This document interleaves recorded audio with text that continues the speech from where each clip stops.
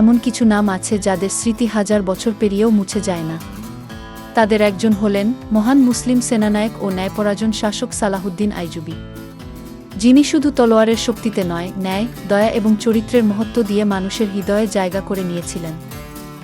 জন্ম ও শৈশব 1137 খ্রিস্টাব্দে ইরাকের তিকৃত শহরে জন্ম নেন ইউসুফ ইবন আইয়ুব, যাকে পৃথিবী পরে চিনেছে সালাহুদ্দিন আইয়ুবী নামে।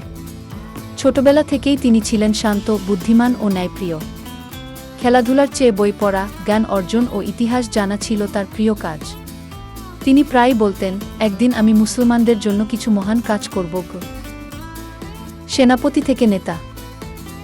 যুবক বয়সে সালাহুদ্দিন সামরিক শিক্ষা গ্রহণ করেন এবং অসাধারণ কৌশল ও নেতৃত্বগুণে দ্রুত সেনাপতি হিসেবে পরিচিতি লাভ করেন। তিনি মিশরে ফাতিমীয় খিলাফতের পতন ঘটিয়ে সেখানে সুন্নি ইসলামী শাসন প্রতিষ্ঠা করেন। এভাবেই শুরু হয় আইয়ুবীয় রাজবংশের সূচনা। কিন্তু সালাহুদ্দিনের লক্ষ্য ছিল আরও বড়, মুসলমানদের ঐক্য ফিরিয়ে আনা এবং জেরুসালেমকে ক্রুসেডারদের দখল থেকে মুক্ত করা।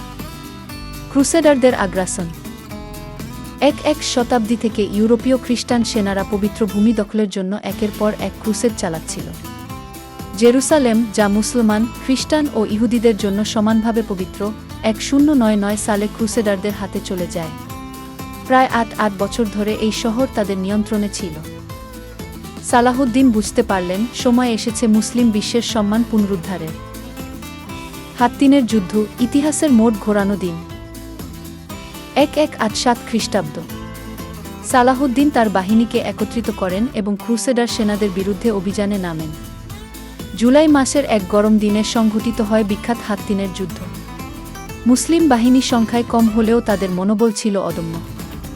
সালাহুদ্দিনের কৌশল, ধৈর্য ও নেতৃত্বের কাছে ক্রুসেডার বাহিনী ভেঙে পড়ে। এই যুদ্ধেই মুসলমানরা পবিত্র জেরুসালেমের পথে অগ্রসর হওয়ার সুযোগ পায়। জেরুসালেমের মুক্তি। অক্টোবর 1187, ইতিহাসের সেই গৌরবময় মুহূর্ত। সালাহুদ্দিন ও তার সেনারা জেরুসালেমে প্রবেশ করে। কিন্তু বিজয়ী হওয়ার পর তিনি যা করলেন তা পৃথিবীকে অবাক করে দিল। তিনি প্রতিশোধ নিলেন না।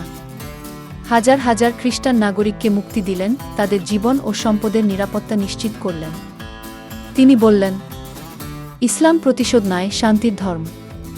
যারা যেতে চায় তারা নিরাপদে যাবে, যারা থাকতে চায় তারা নিরাপদে থাকবে।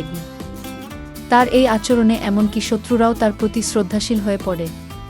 পশ্চিমা ইতিহাসবিদরাও তাকে বলেন একজন মহান, দয়ালু ও সম্মানিত বিজেতা। ন্যায়বিচার ও দয়া। সালাহুদ্দিন শুধু একজন সেনাপতি ছিলেন না, তিনি ছিলেন একজন দূরদর্শী রাষ্ট্রনায়ক ও ন্যায়পরায়ণ শাসক। তিনি দরিদ্রদের জন্য হাসপাতাল, মাদ্রাসা ও ওয়াকফ সম্পত্তি স্থাপন করেন। কারো প্রতি বৈষম্য করেননি, এমনকি তার শত্রুর প্রতিও। তার শাসনকাল ছিল প্রায় 9 বছর, 1174 থেকে 1193 খ্রিস্টাব্দ পর্যন্ত। এই সময় তিনি মুসলিম বিশ্বের ঐক্য ফিরিয়ে আনেন এবং ইসলামকে পুনরায় শক্তিশালী অবস্থানে নিয়ে আসেন। শেষ জীবন ও উত্তরাধিকার। 1193 খ্রিস্টাব্দে দামেস্কে সালাহুদ্দিন ইন্তেকাল করেন। মৃত্যুর সময় তার নামে প্রায় কিছুই ছিল না, কারণ তিনি তার সমস্ত সম্পদ জনগণের কল্যাণে ব্যয় করেছিলেন। কিন্তু তিনি রেখে গেছেন এক অমূল্য উত্তরাধিকার, সাহস, ন্যায়, দয়া ও বিশ্বাসের এক উজ্জ্বল দৃষ্টান্ত।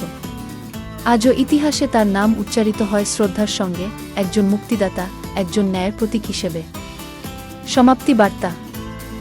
সালাহুদ্দিন আইয়ুবীর জীবন আমাদের শেখায়, সত্যিকার শক্তি আসে ন্যায় ও চরিত্র থেকে। একজন মানুষ যদি নীতির পথে থাকে, তবে সে শুধু একটি শহর নয়, পুরো জাতির ভাগ্য বদলে দিতে পারে।